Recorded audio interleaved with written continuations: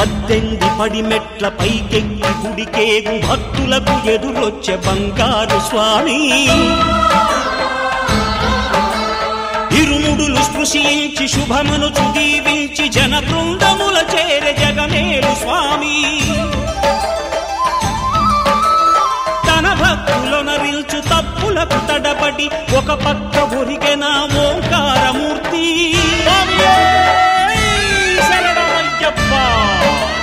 స్వాములందరూ తనకు సాయము కాగా ధీమంతుడై లేచే ఆ కన్య స్వామి పట్టబంధము వీడి భక్తతతికై